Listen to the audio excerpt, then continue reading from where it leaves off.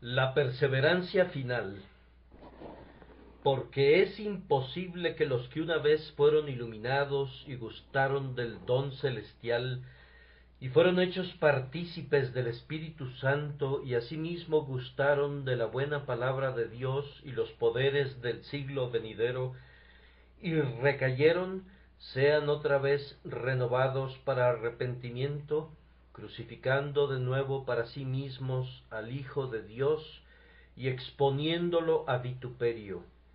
Hebreos 6, 4 a 6.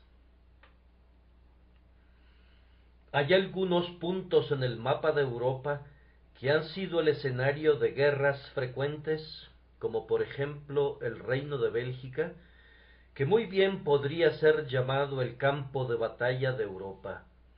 La guerra se ha multiplicado sobre toda Europa, pero en algunos lugares desdichados se ha peleado batalla tras batalla. Así también, casi no hay un solo pasaje de la Escritura que no haya sido disputado entre los enemigos de la verdad y aquellos que la defienden. Pero este texto, junto con un par de textos más, ha sido objeto de ataques especiales. Este es uno de los textos que han sido pisoteados por los pies de la controversia, y hay diversas opiniones acerca de él, tan opuestas como los polos, con un grupo que afirma que significa una cosa y otro grupo que declara que quiere decir otra cosa. Nosotros pensamos que algunos de ellos se aproximan a la verdad, sin embargo, otros se apartan desesperadamente de la mente del Espíritu.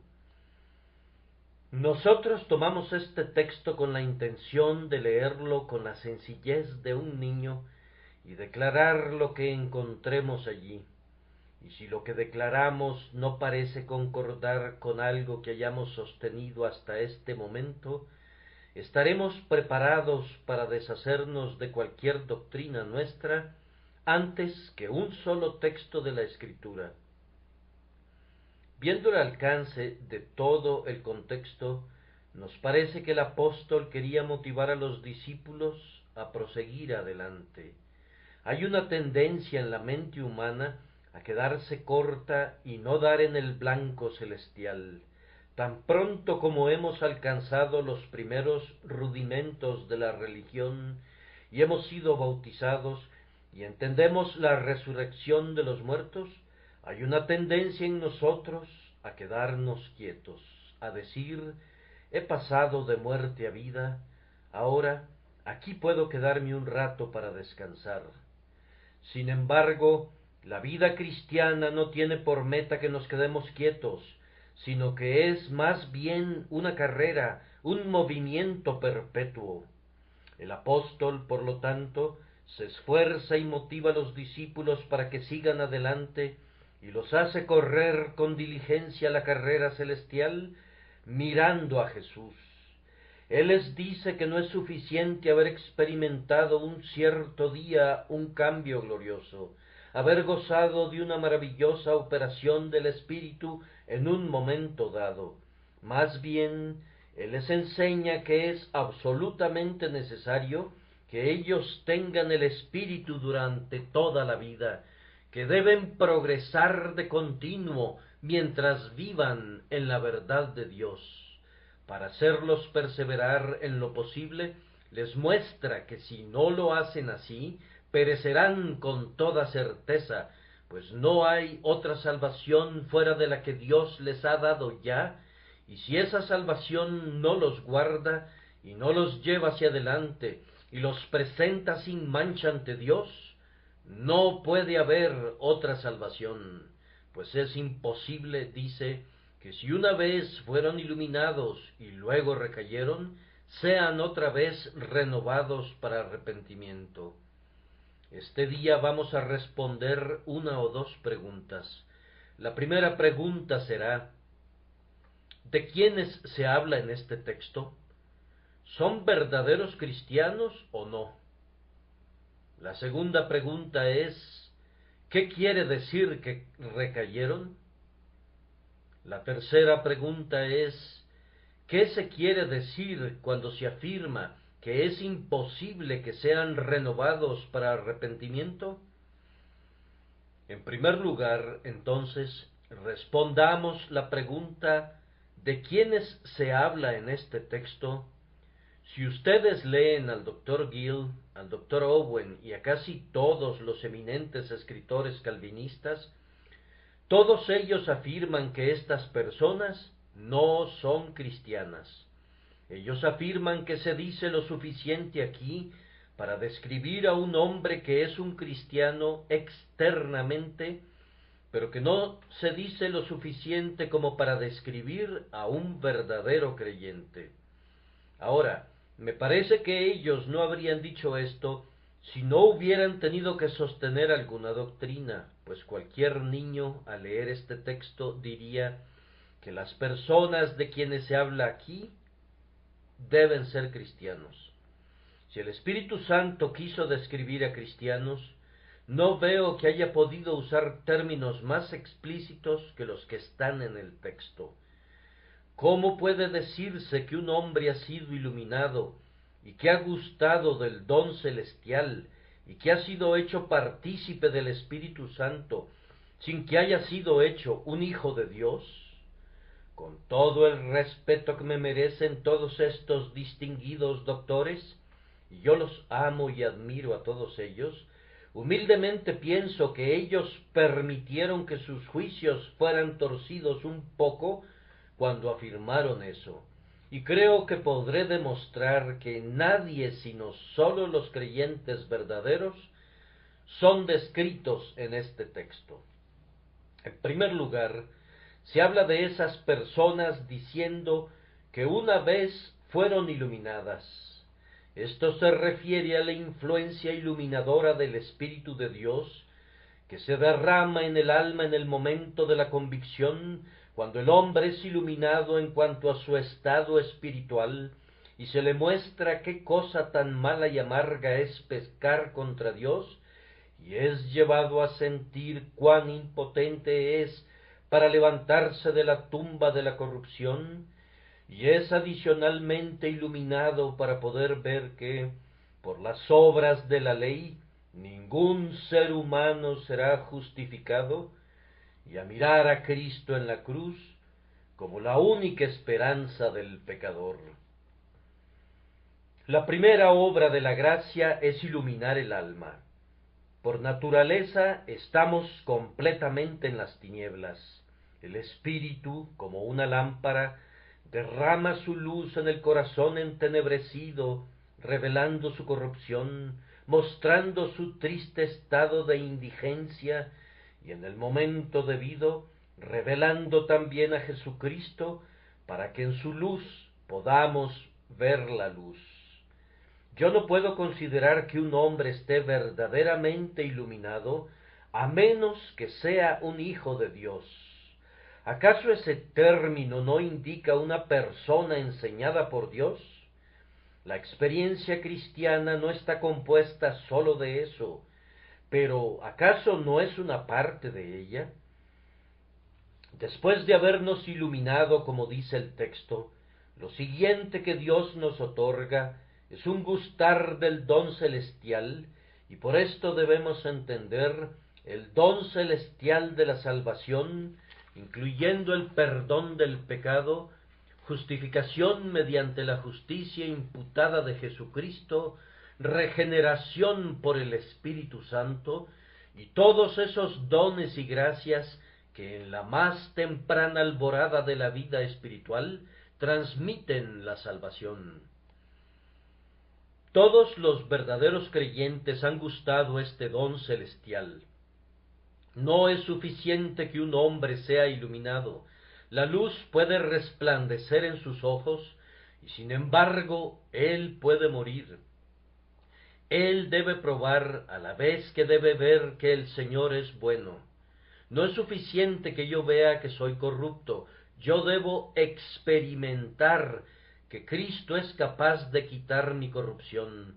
No es suficiente que yo sepa que Él es el único Salvador. Debo probar su carne y su sangre y debo tener una unión vital con Él. Nosotros verdaderamente pensamos que cuando un hombre ha sido iluminado y ha experimentado la gracia, es un cristiano, y sin importar lo que sostengan esos grandes teólogos, no podemos aceptar que el Espíritu Santo describiría a un hombre no regenerado como alguien que ha sido iluminado y que ha gustado del don celestial. No, hermanos míos, si he gustado del don celestial, entonces ese don celestial es mío. Si he experimentado alguna vez el amor de mi Salvador, entonces yo soy de Él.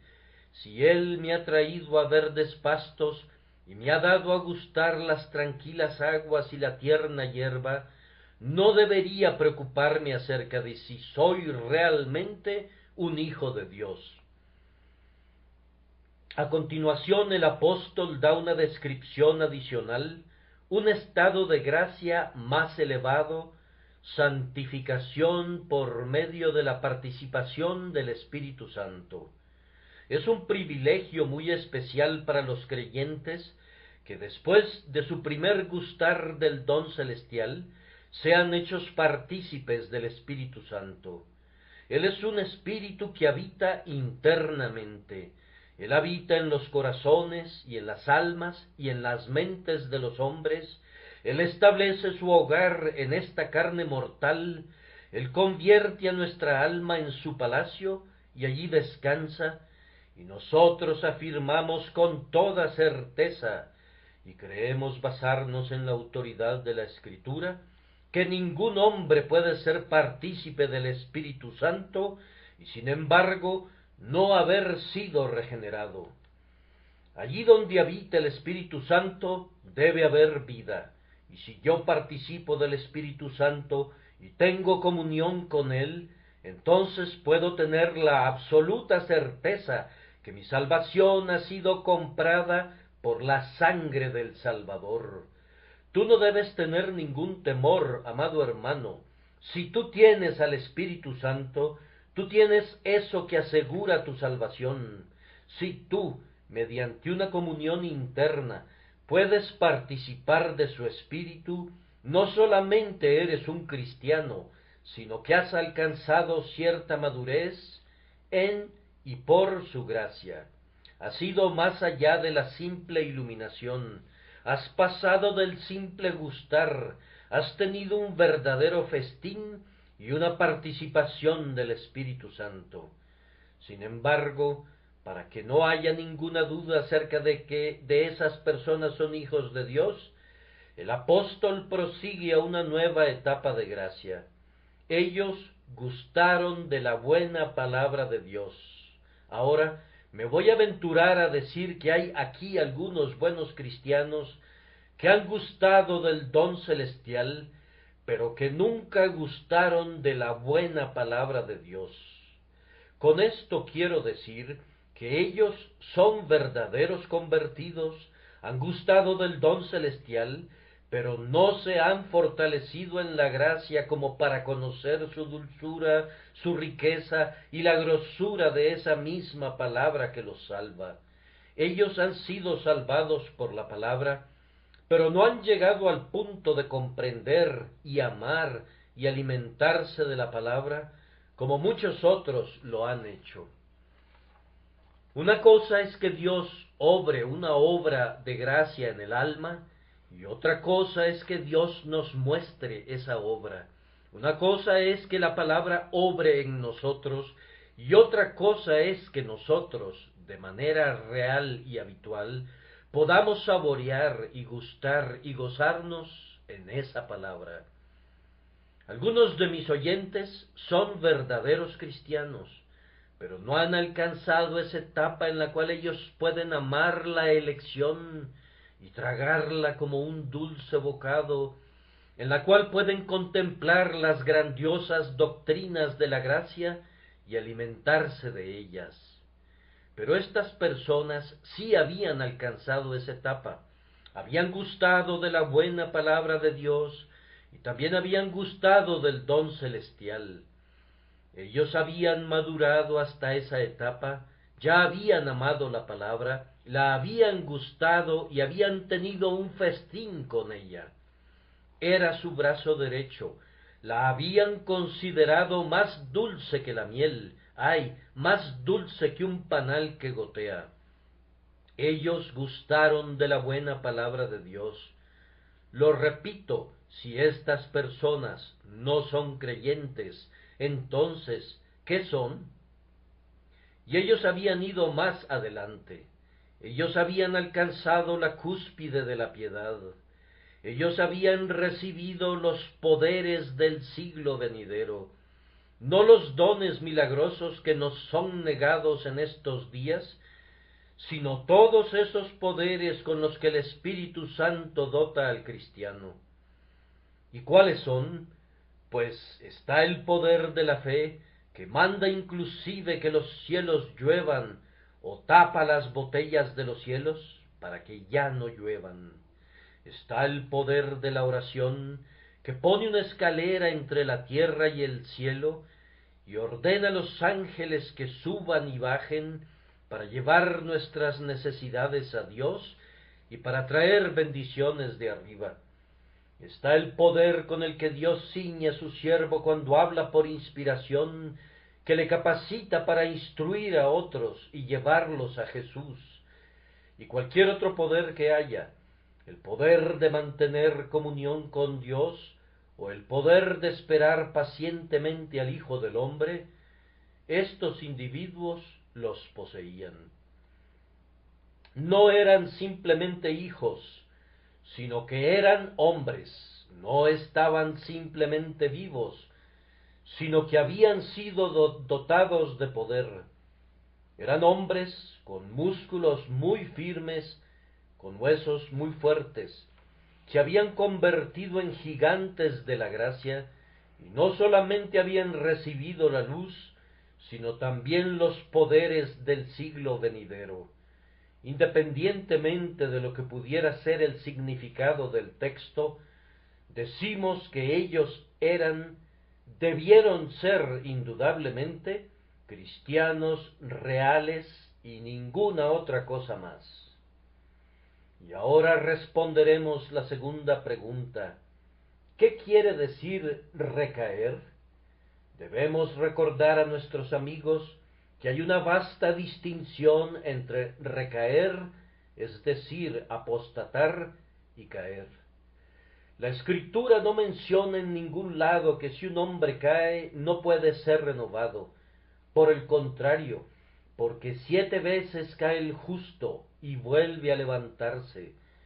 Y sin importar cuántas veces caiga el Hijo de Dios, el Señor sostiene al justo. Sí, cuando nuestros huesos son quebrantados, Él restaura nuestros huesos otra vez y nos coloca una vez más sobre una roca. Convertíos, hijos rebeldes, y sanaré vuestras rebeliones. He aquí nosotros venimos a ti, porque tú eres Jehová nuestro Dios.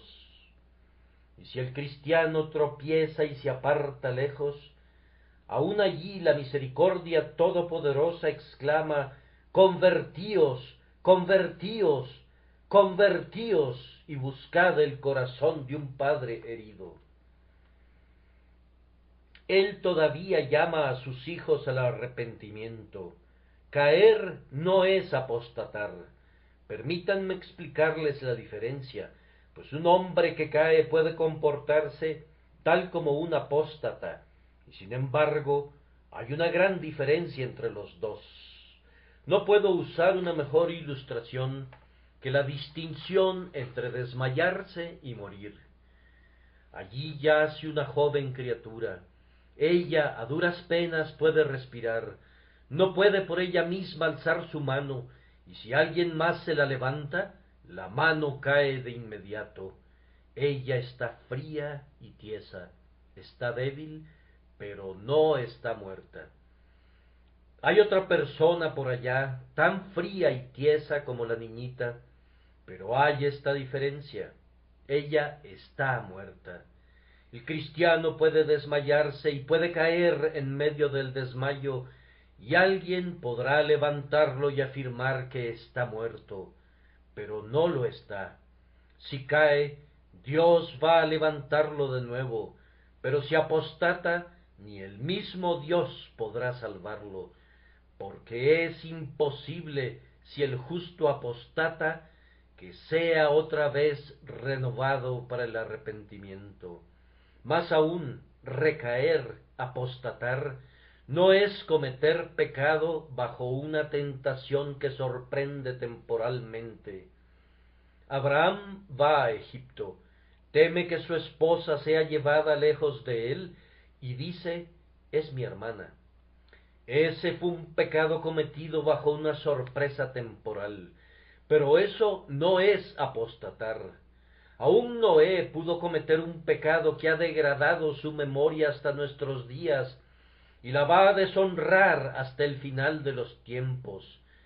Pero, sin duda, Noé se arrepintió y fue salvado por la gracia soberana. Noé cayó, pero Noé no apostató. Un cristiano puede extraviarse una vez y regresar prontamente otra vez. Y aunque es triste y doloroso y malvado cuando uno es sorprendido y peca, sin embargo, hay una gran diferencia entre esto y el pecado que sería cometido por una total recaída de la gracia, apostasía. Tampoco puede decirse de un hombre que peca sin ser necesariamente sorprendido que ha recaído, apostatado. Yo creo que algunos cristianos, Dios no quiera que digamos mucho al respecto, cubramos con un manto la desnudez de nuestro hermano, pero yo sí creo que hay algunos cristianos que durante un período de tiempo se han extraviado en el pecado y aun así no han recaído positivamente, apostatado. Allí está el negro caso de David, un caso que ha confundido a miles. Ciertamente durante algunos meses David vivió sin hacer una confesión pública de su pecado, pero sin duda sentía dolores en su corazón, pues la gracia no había detenido su obra. Había una chispa en medio de las cenizas que Natán reavivó, que nos muestra que David no estaba muerto, pues de lo contrario el cerillo que el profeta aplicó no hubiera alumbrado tan rápidamente. Y así, amados hermanos, ustedes se habrán extraviado en el pecado durante algún tiempo y se habrán alejado de Dios, y sin embargo, ustedes no son las personas que están descritas en este texto, en relación a los cuales se dijo que es imposible que sean renovados para arrepentimiento. Pero aunque anden extraviados, ustedes son todavía los hijos de su Padre, y la misericordia clama, convertíos, convertíos, vuelvan a su primer marido, porque mejor les iba entonces que ahora. Convertíos, ustedes extraviados, convertíos. Asimismo, recaer no es ni siquiera renunciar a la profesión. Algunos dirán, por ejemplo, allí está fulano de tal. Él solía hacer una profesión de ser cristiano y ahora lo niega. Y lo que es peor, se atreve a maldecir y jurar y dice que nunca conoció a Cristo. Seguramente él ha recaído, es decir, apostatado. Amigo mío, él ha caído aparatosamente y de manera desastrosa. Pero yo recuerdo un caso en la Escritura de un hombre que negó a su Señor y Dios en su propia cara. Ustedes recuerdan su nombre, es un viejo amigo de ustedes, nuestro amigo Simón Pedro. Él lo negó con juramentos y maldiciones, diciendo, no conozco al hombre. Y sin embargo, Jesús se volvió y miró a Simón. Él había caído, pero él no había apostatado, pues solamente 1 o 2 días después de eso, allí estaba Pedro en la tumba de su Señor, habiendo corrido a ese lugar para encontrarse con su Señor, para ser uno de los primeros en verlo resucitado. Amados hermanos, ustedes pueden incluso haber negado a Cristo en una negación abierta, y sin embargo, si se arrepienten, hay una misericordia para ustedes. Cristo no los ha rechazado, ustedes todavía se arrepentirán, no han recaído, apostatado. Si hubieran apostatado, yo no podría predicarles, pues es imposible que los que han recaído, es decir, apostatado, sean otra vez renovados para arrepentimiento. Pero alguien podrá decir, ¿qué es recaer? Es decir, apostatar. Bien, no ha habido nunca un caso todavía, y por lo tanto yo no podría describirlo después de haberlo observado. Pero les diré lo que supongo que es. Recaer, apostatar, sería que el Espíritu Santo abandone completamente a un hombre, que su gracia cese enteramente, no estar dormido, sino dejar de ser, que Dios, que ha comenzado una buena obra, la deje de hacer por completo, que retire su mano y diga, está bien, hombre, te he medio salvado, ahora voy a condenarte. Eso es lo que significa recaer, apostatar. No es pecar temporalmente. Un hijo puede pecar contra su padre y estar vivo todavía, pero recaer, apostatar, es como cortar de tajo la cabeza del hijo. No caer simplemente, pues entonces nuestro Padre puede levantarnos, sino ser arrojados a un precipicio donde estamos perdidos para siempre. Un alejamiento permanente implicaría que la gracia de Dios ha cambiado su naturaleza viva, que la inmutabilidad de Dios se ha vuelto variable, que la fidelidad de Dios se ha vuelto cambiante, y que Dios mismo ha cambiado en su deidad, pues todas estas cosas se requerirían para un alejamiento permanente. Pero si un hijo de Dios pudiera alejarse de manera permanente y la gracia de Dios cesara en el corazón de un hombre, ahora viene la tercera pregunta.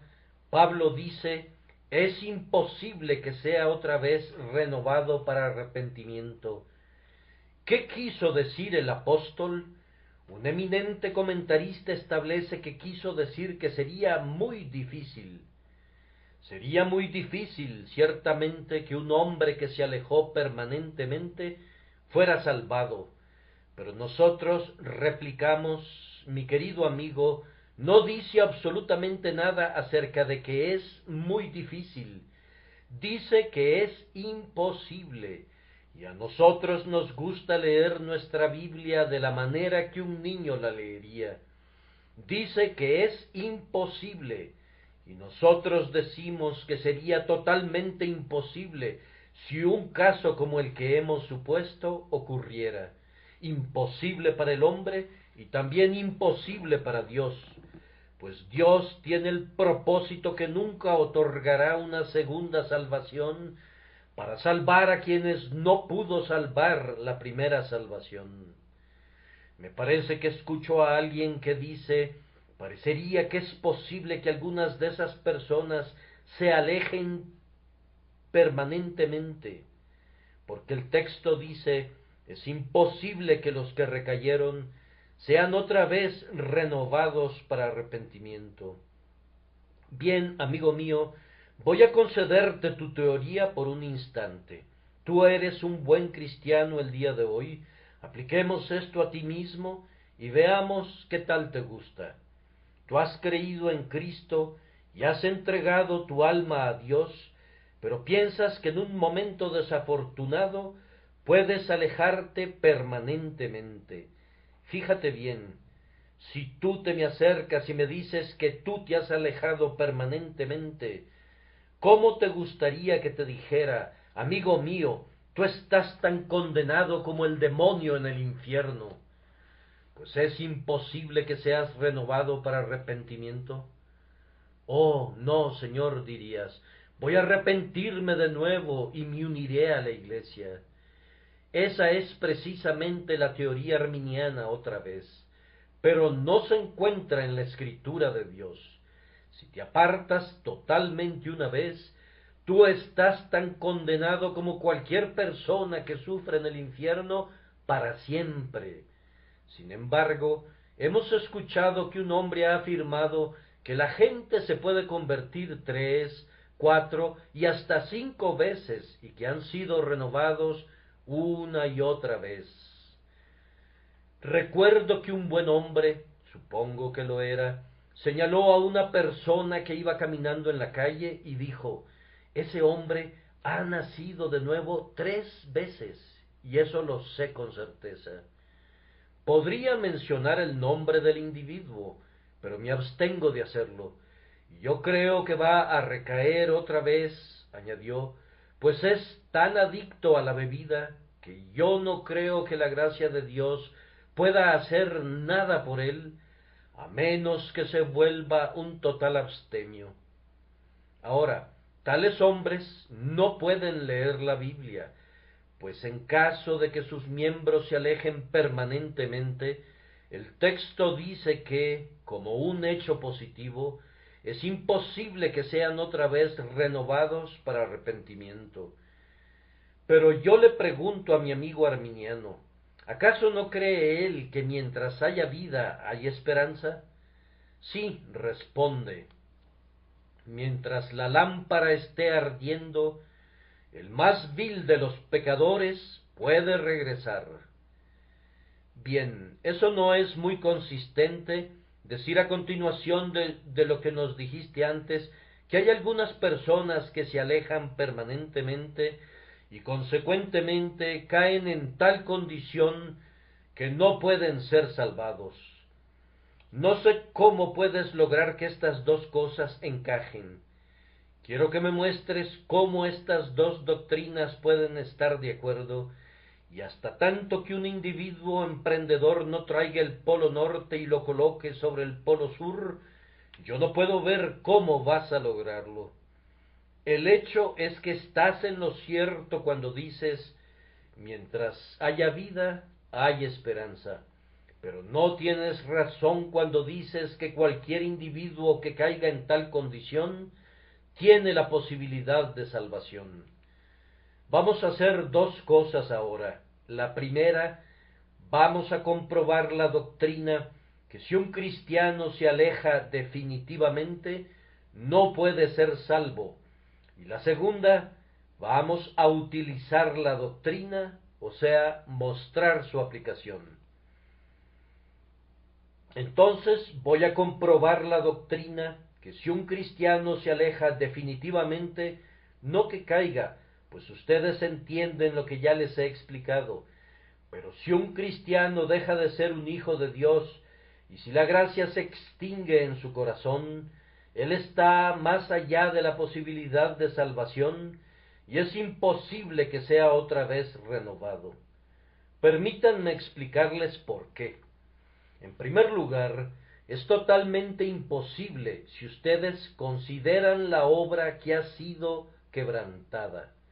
Cuando los hombres han construido puentes sobre los ríos, si éstos han sido construidos con los materiales más fuertes y con la técnica más excelente, pero los cimientos son tan malos que ninguno puede resistir, ¿qué dicen de ellos?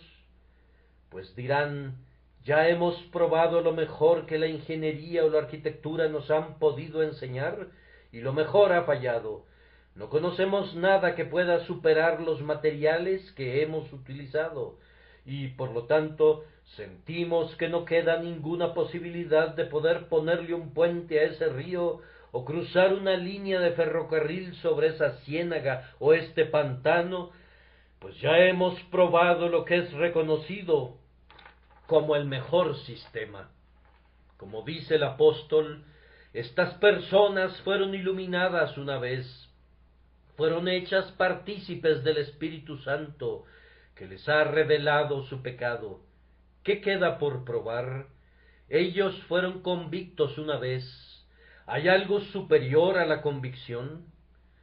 ¿Acaso la Biblia promete que el pobre pecador tendrá algo por encima de la convicción de su pecado que lo hace sensible al mismo? ¿Acaso no hay algo más poderoso que la espada del Espíritu?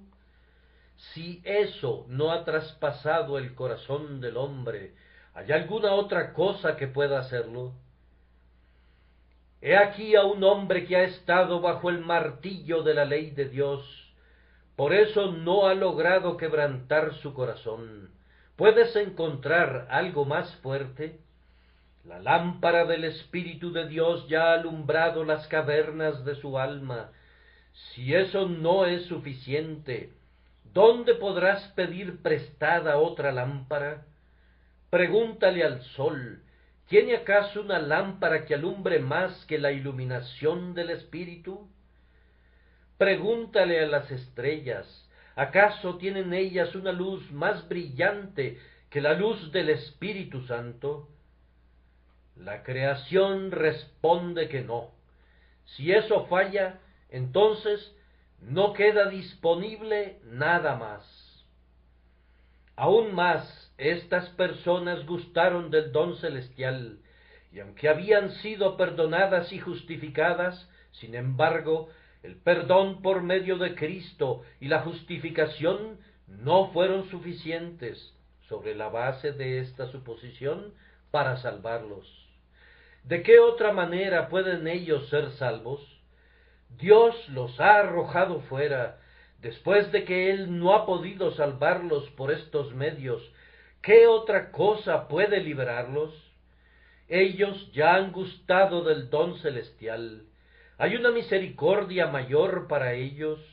¿Hay algún vestido más brillante que el traje de la justicia de Cristo? ¿Hay algún baño más eficaz que esa fuente repleta de sangre? No. Toda la tierra resuena con el eco, no. Si Él ha fallado, ¿qué más queda? Estas personas también fueron hechas partícipes del Espíritu Santo, y si eso falla, ¿qué más les podemos dar? Querido oyente, si el Espíritu Santo habita en tu alma, y ese Espíritu Santo no te santifica y te guarda hasta el fin, ¿qué otra cosa se puede probar? Pregúntale al que blasfema si conoce a un ser, o si se atreve a suponer la existencia de un ser superior al Espíritu Santo. ¿Acaso hay un ser más grande que la omnipotencia? ¿Hay algún poder más grande que ese que habita en el corazón nacido de nuevo del creyente? Y si el Espíritu Santo ya ha fallado, oh cielos, díganos dónde podremos encontrar algo que sobrepase su poder. Si Él es ineficaz, ¿qué queda por ensayar? Estas personas también ya habían gustado de la buena palabra de Dios. Ellos habían amado las doctrinas de la gracia. Esas doctrinas habían penetrado en sus almas y se habían alimentado con esas doctrinas. ¿Qué nuevas doctrinas se les podrá predicar? Profeta de los tiempos, ¿dónde podrás encontrar otro sistema teológico? ¿A quién tendremos? ¿Levantaremos a Moisés de su tumba? ¿Traeremos a todos los antiguos videntes y les pediremos que profeticen?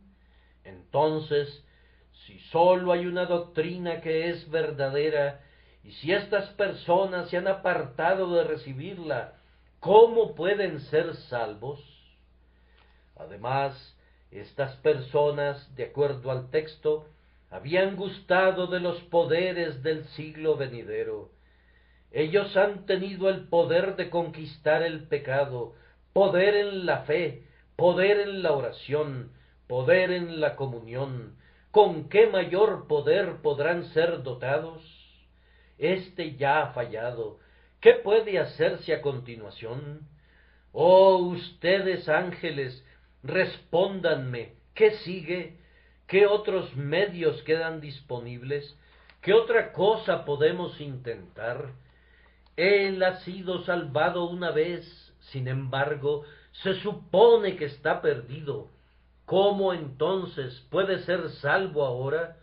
¿Acaso hay una salvación suplementaria? ¿Hay algo que pueda superar a Cristo y ser un Cristo allí donde Jesús es derrotado? Y luego el apóstol dice que la gravedad del pecado en que incurrirían, si en efecto se apartaran, los colocaría más allá del alcance de la misericordia. Cristo murió, y por su muerte Él hizo expiación por esos pecados que lo crucificaron una vez. Pero, ¿leemos acaso que Cristo morirá alguna vez por quienes lo crucifican dos veces? Pero el apóstol nos dice que si los creyentes se apartan, ellos van a crucificar de nuevo para sí mismos al Hijo de Dios y exponerle a vituperio. Entonces, ¿dónde habrá una expiación para eso? Él ha muerto por mí. Vamos, aunque los pecados de todo el mundo estuvieran sobre mis hombros, aún así esos pecados sólo lo crucificaron una vez, y esa única crucifixión ha limpiado todos esos pecados. Pero si yo lo crucificara de nuevo, ¿dónde podría encontrar el perdón? ¿Podrían los cielos, podría la tierra, podría el propio Cristo, con entrañas llenas de amor, señalarme a otro Cristo, mostrarme un segundo Calvario, darme un segundo Getsemaní? Ah, no, esa misma culpa nos pondría más allá del recinto de la esperanza si nosotros nos apartáramos. Adicionalmente, amados hermanos, piensen en lo que se requeriría para salvar a un hombre así. Cristo ha muerto por él una vez, y sin embargo, él se ha apartado y está perdido. El Espíritu lo ha regenerado una vez, y esa obra de regeneración ha sido inútil. Dios le ha dado un nuevo corazón. Por supuesto, yo solo estoy hablando bajo la suposición del apóstol. Él ha puesto su ley en ese corazón, y sin embargo, él se ha apartado de él, contrario a la promesa que no se apartaría. Lo ha hecho como la luz de la aurora, pero él no va en aumento hasta que el día es perfecto. Él brilló solo para la oscuridad. ¿Qué sigue? Debe haber una segunda encarnación, un segundo Calvario, un segundo Espíritu Santo, una segunda regeneración, una segunda justificación, aunque la primera haya sido terminada y completada. En efecto, yo no sé qué sigue.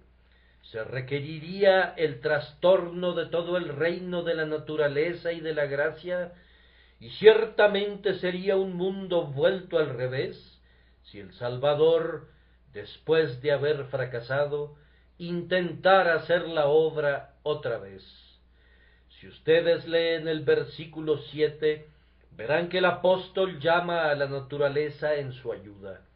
Dice, porque la tierra que bebe la lluvia que muchas veces cae sobre ella y produce hierba provechosa a aquellos por los cuales es labrada, recibe bendición de Dios, pero la que produce espinos y abrojos es reprobada, está próxima a ser maldecida, y su fin es el ser quemada. Miren, allí hay un campo, la lluvia se derrama sobre él y produce buen fruto. Bien, entonces tiene la bendición de Dios. Pero de acuerdo a la suposición de ustedes, hay otro campo sobre el cual desciende la misma lluvia que moja el mismo rocío, ha sido arada y preparada de la misma forma que la otra, y el labrador ha ejercitado todo su arte sobre esa tierra, y sin embargo es infértil. Entonces, si la lluvia del cielo no la fertilizó, ¿qué sigue?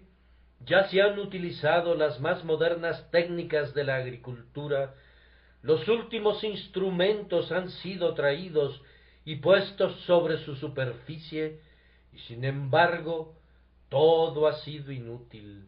¿Qué sigue? No sigue nada excepto que está próxima a ser maldecida, y su fin es el ser quemada. Será abandonada como el desierto del Sahara y destinada a la destrucción. Así, mi querido oyente, será posible que la gracia obre en ti y que no pueda salvarte, que la influencia de la gracia divina pueda descender como lluvia del cielo y regresar vacía a Dios. No podría haber ninguna esperanza para ti, pues estarías próximo a ser maldecido, y tu fin es el ser quemado. Se me ha ocurrido una idea.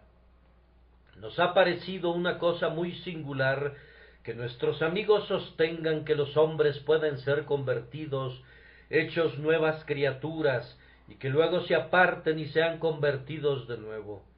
Yo soy una criatura vieja por naturaleza. Dios me convierte en algo nuevo, me hace una nueva criatura. Yo no puedo regresar a ser una vieja criatura, pues mi proceso de creación no puede ser revertido.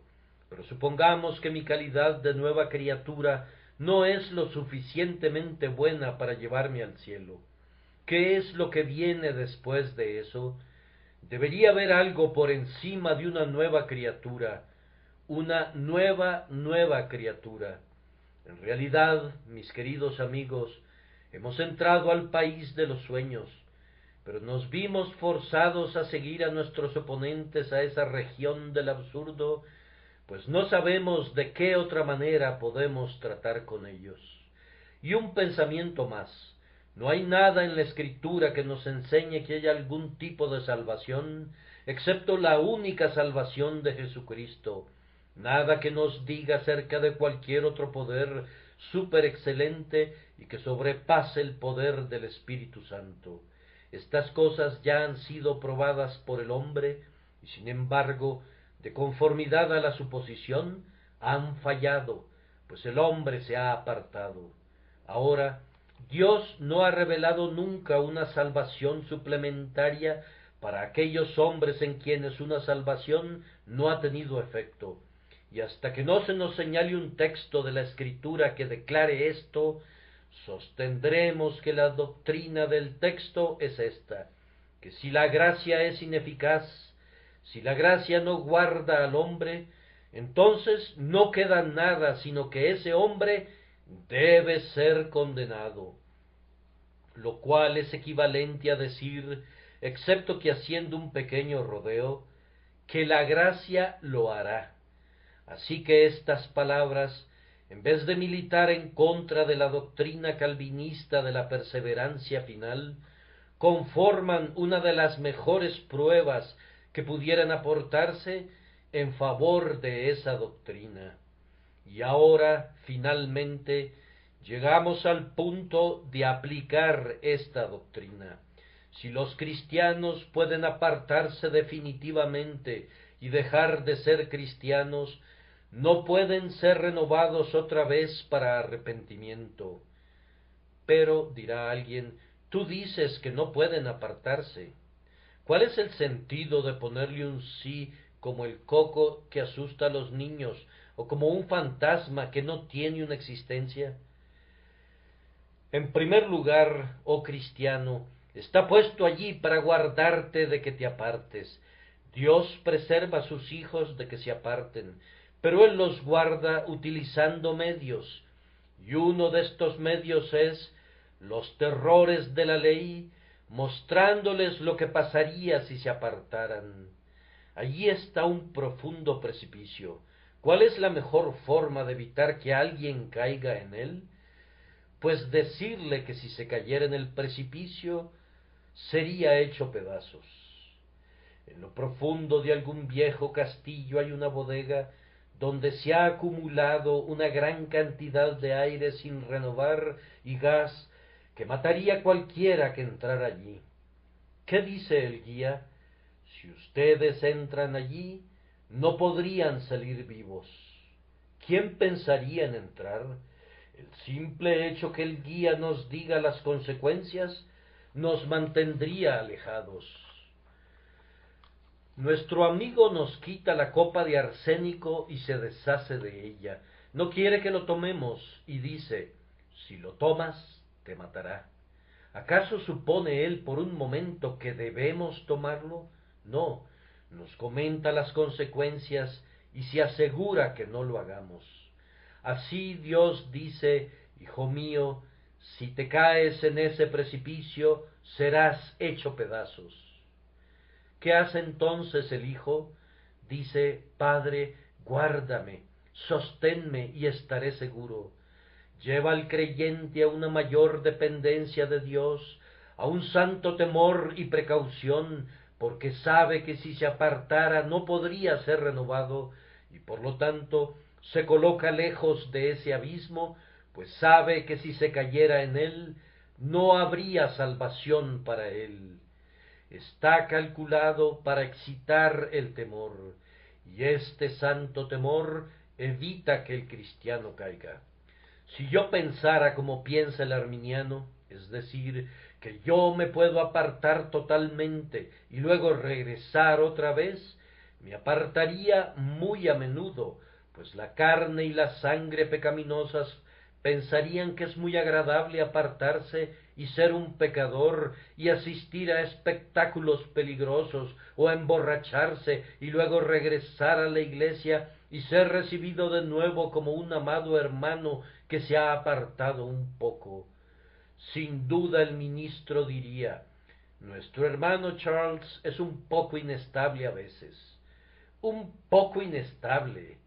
Él no conoce nada acerca de la gracia, pues la gracia engendra una santa precaución, porque nosotros sentimos que si no fuéramos preservados por el poder divino, pereceríamos.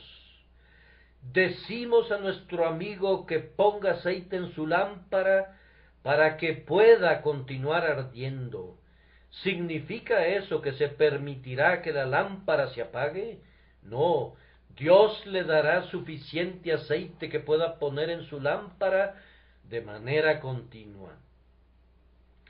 Como la figura de Juan Bunyan, había un incendio y vio a un hombre apagándolo con agua.